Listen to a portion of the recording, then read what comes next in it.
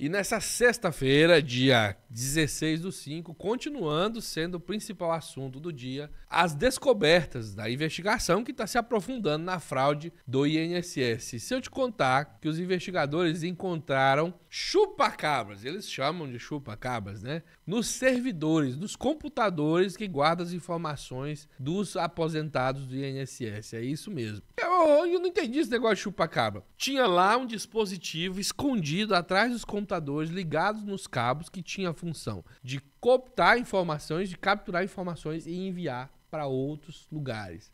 Ou seja, os dados dos aposentados podem ter sido vazados para essas empresas para favorecer elas a tomar decisões. Olha que absurdo, e sabe-se lá para onde essas informações iam. Insisto, a investigação está se aprofundando e ainda está em curso, comandada pela Polícia Federal. Vou mostrar esse vídeo para você, só vai dando like, sentando o dedo no botão de inscrição para ajudar ele a ficar relevante e a gente conseguir, né, ter o alcance visual que é necessário para um vídeo dessa relevância. Hoje o Bausa me manda fotos de chupa-cabra. Sabe o que é chupa-cabra? Uhum. É aquele... Ele voltou? Ele voltou. A gente tem, Milton, a foto do chupa-cabra? Olha aí, vai, faz a tradução simultânea. Isso daí é um aparelho que eles colocam nos servidores para chupar os dados, né, as informações que estão dentro dos servidores. E são servidores do INSS, são 10 andares ali no prédio central do INSS, em Brasília, e cada andar tem um ou dois chupa-cabras, aliás, 2 servidores. E numa varredura que eles fizeram no ano passado, em julho, eles encontraram chupa-cabra em praticamente todos os servidores. Olha o nível de delinquência. E isso daí fica numa sala fechada, com senha, você tem que colocar os números. Com entrada controlada totalmente. Né? Assim, e assim, isso foi, a Polícia Federal foi avisada na época para investigar. Também internamente houve uma cobrança para o INSS investigar. Até agora a gente não tem informação se houve comprometimento de dados, mas o fato é que há uma vulnerabilidade muito grande. E essas informações dos aposentados, tanto em relação aos descontos associativos, quanto em relação a consignado, golpe, empréstimo consignado, não tem como. Isso não acontece sem a participação de gente de dentro do INSS e também da Dataprev vazando essas informações.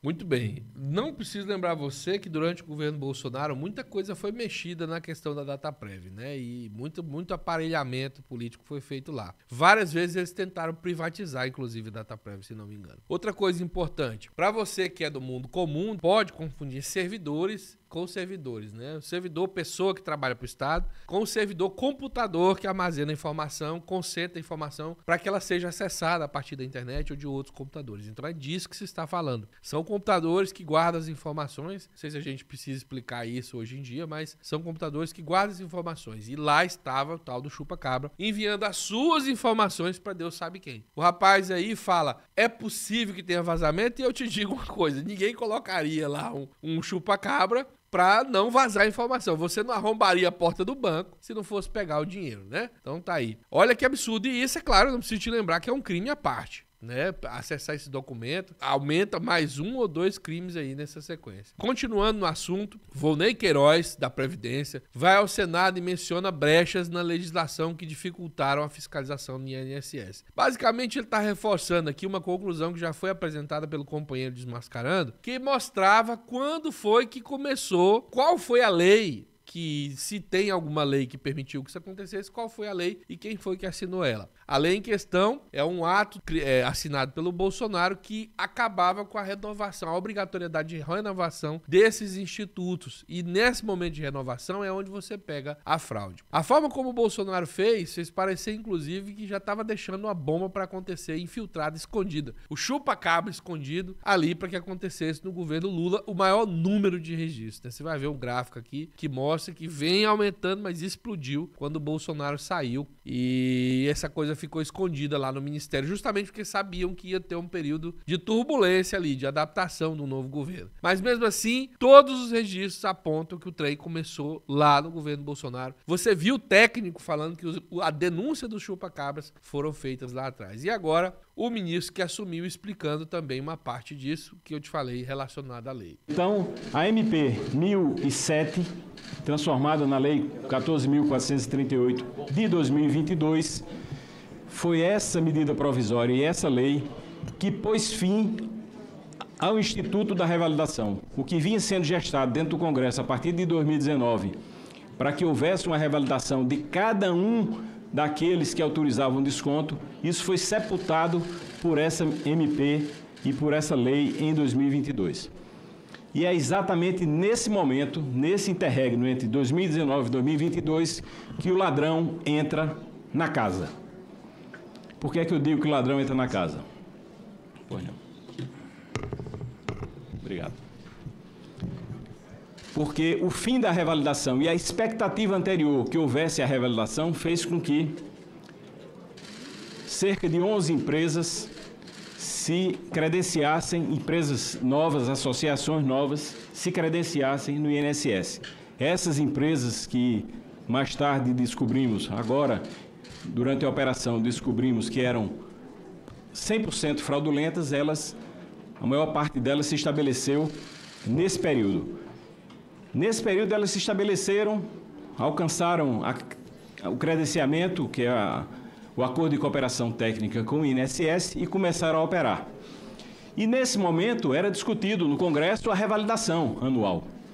Quando, em 2022, se opta por pôr fim à revalidação, essas empresas se sentiram livres para, a partir de 22, ou seja, em 23 e 24, passar uma enormidade de descontos não autorizados que fez esse número subir exponencialmente em 23 e 24, o que nós só detectamos depois da operação da AGU, agora em abril de 2025. Mais transparente que isso é impossível. Aí você pode me perguntar o seguinte: mas é um funcionário do governo que está falando, por que eu vou acreditar nele?